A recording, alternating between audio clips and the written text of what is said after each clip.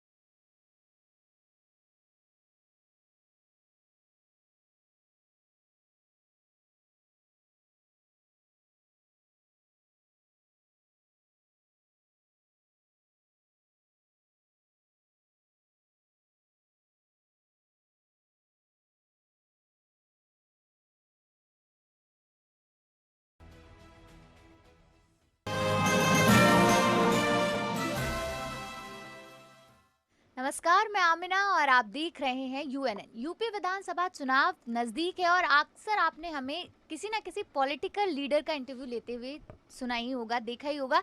लेकिन आज जो हमारे साथ मौजूद है, उन्हीं के फिल्म का एक डायलॉग है, उसको मैं बताऊंगी और शायद आप समझ भी जाएंगे।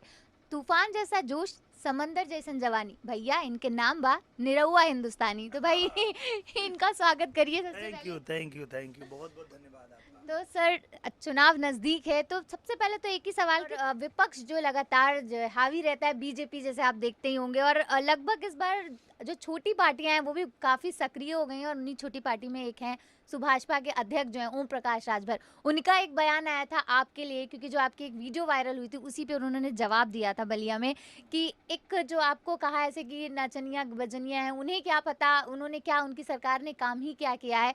तो उस पर सर आप क्या कहना चाहेंगे? बिल्कुल, वो एकदम सही कह रहे हैं। मैं तो नचनिया हूँ, मैं कहाँ कहता हूँ कि मैं नचनिया नहीं हूँ। और ओम प्रकाश जी ने जैसे ही कहा, मुझे लगा कि अरे यार, मस्त टाइटल है।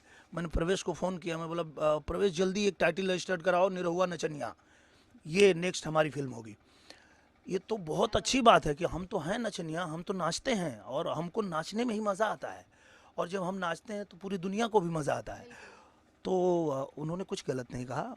और जहाँ तक बात है राजनीति की, तो ये भी बात सही है कि वो ज़्यादा मतलब नेतागिरी में तो उनका उनके सामने मैं कुछ नहीं हूँ। मैं तो एक कलाकार हूँ। हाँ, मुझे एक मौका मिला कि आप जो है आइए और पार्टी को सपोर्ट कीजिए। और मैं जिस पार्टी के विचारधारा से सहमत था, मैं उस पार्टी को सपोर्ट किया, सपोर्ट कर रहा हूँ, आगे जीवन भर करता रहूँगा। पर ये बात तो सही है कि नेतागिरी में तो वो लोग भाई आगे हैं, मैं उनका टक्कर नहीं ले सकता। जैसे जी। विपक्ष की बात हो रही है तो फिलहाल प्रियंका गांधी जो हैं वो भी बहुत सक्रिय हो गई हैं और विमेन एम्पावरमेंट की बातें करने लगी, नारी शक्ति की बातें करने लगी हैं। तो क्या लग रहा है सर कि कांग्रेस कुछ हद तक के यूपी में कुछ काम कर सकती है? प्रियंका गांधी आ गई हैं अब, तो क्या लग रहा है आपको, कुछ करेंगी? देखिए, मेहनत तो सब लोग कर रहे हैं, पर दिक्कत ये है कि उन्होंने जब उनको मौका दिया था, पूरे देश ने मौका दिया था। मतलब इतनी मुझे नहीं लगता कि इतने टाइम तक किसी और की सरकार रही होगी जितनी कांग्रेस को मौका मिला। तो अगर ये सब काम जो अब हो रहा है उन्होंने किया होता तो उनको जाना ही नहीं पड़ता। तो अब कहते हैं कि अब पछताए होत क्या, जब चिड़िया चुग गई खेत। तो अब तो जब चला गया, जनाधार चला गया, साख चली गई, मतलब उनके पार्टी के सब लीडर भी चले गए, धीरे धीरे एक एक करके वो भी जा ही रहे हैं। तो अब क्या फ़ायदा? मुझे नहीं लगता है कि उनके मतलब वो मेहनत तो वो बेकार ही कर रही हैं। कोई फ़ायदा होने वाला नहीं है कांग्रेस का, तो मुझे नहीं कुछ दिख रहा है। कांग्रेस की भी बात हो गई तो विपक्ष की भी, तो अखिलेश यादव कैसे छूट सकते हैं? हाँ। तो वो भी 403 सीटों पे चुनाव लड़ने की बात कर रहे हैं, कह रहे हैं कि 400 से ज्यादा सीटें होंगी, हम लड़ेंगे, जीतेंगे। तो क्या लग रहा है सर, अखिलेश यादव जो है अपना दम फिर से दिखा पाएंगे? अखिलेश यादव जी की जो सोच है और जिस तरह की उनकी मानसिकता है और जिस तरह के वो बयान देते हैं, मुझे लगता है कि वो उत्तर प्रदेश से ज़्यादा सीटें वो पाकिस्तान में और अफ़गानिस्तान में निकाल सकते हैं।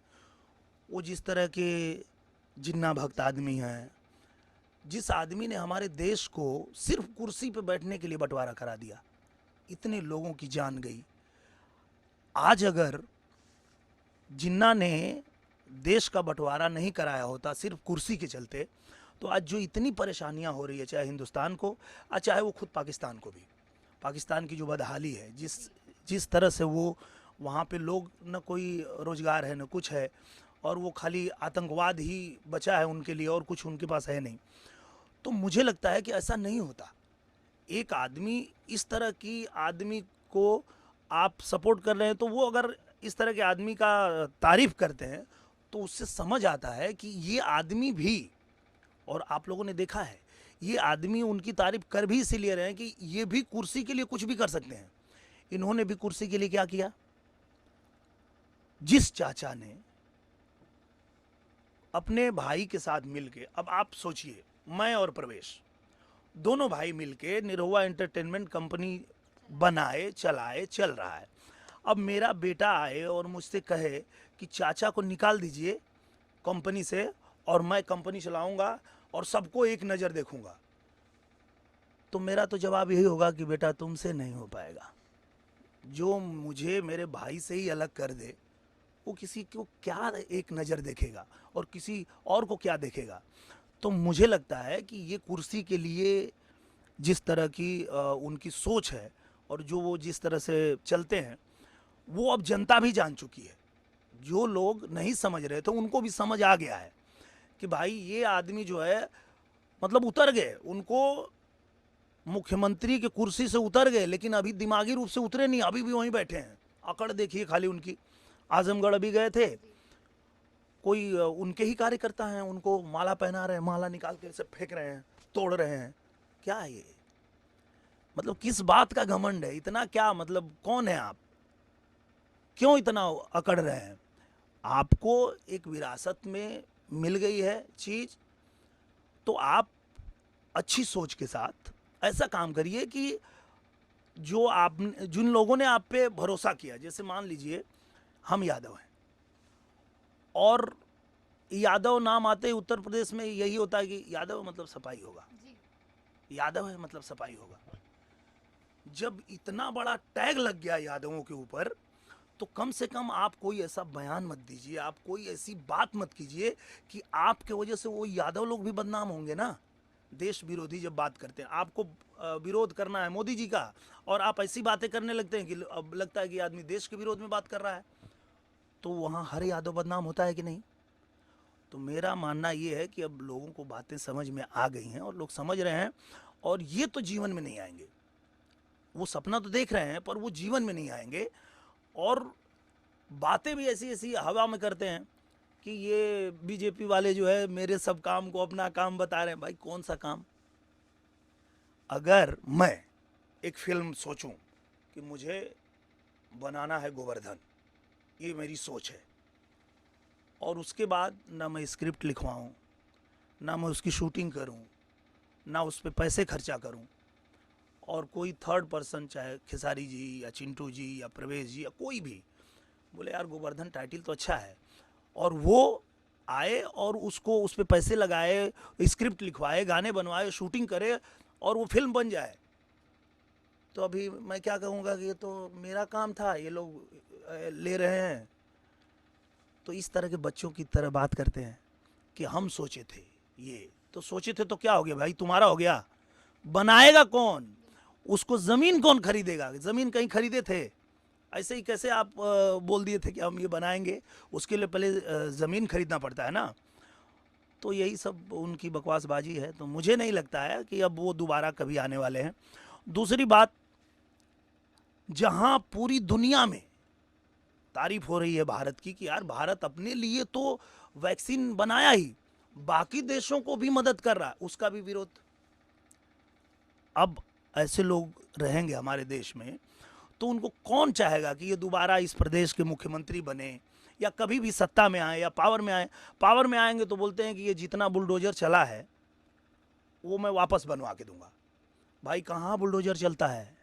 बुलडोजर चलता है जहाँ किसी सरकारी ज़मीन को किसी ने गुंडागर्दी के दम पे हड़प लिया है।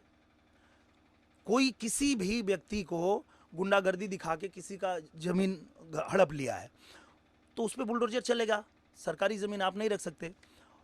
तो ये कहते हैं कि हमारी सरकार आएगी तो फिर उन गुंडों के समर्थन में ये रहेंगे। तो अगर हमारे उत्तर प्रदेश की जनता को फिर से वो गुंडागर्दी चाहिए और फिर से इन गुंडों का राज चाहिए तब ना उनको सपोर्ट करेंगे।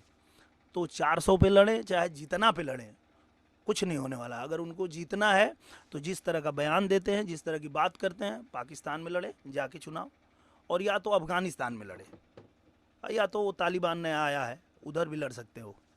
बस लास्ट में ज़्यादा वक्त नहीं लेंगे, लेकिन एक बार आप जो गाना है आपका 22 और 27 वाला वो तो ज़रूर सुनेंगे। यूपी के बच्चा बच्चा के फरमाइश में योगी जी, यूपी के बच्चा बच्चा के फरमाइश में योगी जी, आई है 22 में योगी जी, अब फिर से 27 में योगी जी। क्या बात है, बहुत बहुत शुक्रिया सर आपका। तो ये थे हमारे साथ दिनेश लाल यादव उर्फ निरहुआ जी, जिन्होंने यूपी विधानसभा चुनाव को और ज़्यादा जो है गर्मा गर्मी राजनीति में कहीं ना कहीं और बढ़ा दी है, और इनके बयानों से शायद विपक्ष फिर से थोड़ा सा इधर छटपटाएगा, फिर से छटपटाएगा, क्योंकि मेरा कोई निशाना चूकता नहीं है।